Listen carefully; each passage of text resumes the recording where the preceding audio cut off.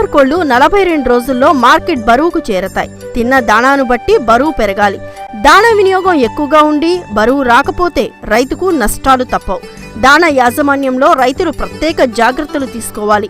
కోడి వయసును బట్టి దాణాలో 20 నుంచి 23% ప్రోటీన్లు, 2600 నుంచి 3200 కిలో క్యాలరీల శక్తినిచ్చే దాణాను అందించాల్సి ఉంటుంది. ఈ పరిశ్రమలో నిత్య పోరాటం చేస్తున్న రైతుకు ప్రభుత్వ చేయూత కూడా నామమాత్రంగా ఉంది. కోళ్ల పరిశ్రమ వ్యవసాయ అనుబంధ రంగంగా ఉన్నా దీన్ని ఇంకా అసంఘటిత రంగంగా పరిగణించడంతో కమర్షియల్ కరెంటు ఛార్జీలు వసూలు చేస్తూ రైతు నడ్డి విరుస్తున్నారు.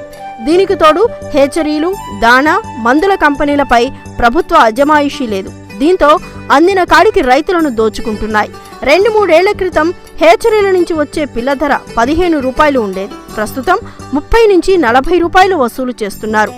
బ్రాయిలర్ కోళ్ల పెంపకంలో కాంట్రాక్ట్ ఫార్మింగ్ వ్యవస్థ బలంగా విస్తరించింది. హేచరీలు నిర్వహించే కంపెనీలే దీనిలో గుత్తాధిపత్యం చెలాయిస్తున్నాయి. ఈ విధానంలో రైతు షెడ్డు, ఎలక్ట్రిసిటీ, వసతిని కలిగి ఉండాలి. సొంతంగా రైతు అన్ని పనులు చేసుకోవాలి. పెంపకానికి అవసరమైన పిల్లలు, దాణా, మందులతో పాటు అనువైన సాంకేతిక పరిజ్ఞానాన్ని కంపెనీ అందిస్తుంది. అయితే రైతుకు చెల్లించేది కిలోకు 3.5 నుంచి 4 రూపాయలు. మార్కెట్ ధరతో సంబంధం ఉండదు. ఇది ఒక రకంగా రైతును కూలీగా మార్చడమేనని రైతులు ఆరోపిస్తున్నారు. మొత్తం వ్యవస్థను కంపెనీలు గుప్పెట్లో పెట్టుకుని రైతును కబళించడమే పనిగా పెట్టుకున్నాయని, బ్రాయిలర్ కోళ్ల పరిశ్రమలో రైతు శ్రమ వెలకట్టలేనిది. కంపెనీలు ట్యాక్సులు చెల్లిస్తున్నాయని వారి ఇష్టారాజ్యానికి ఈ రంగాన్ని వదిలిపెడితే మనవేలితో మన కన్ను పొడుచుకున్నట్లే.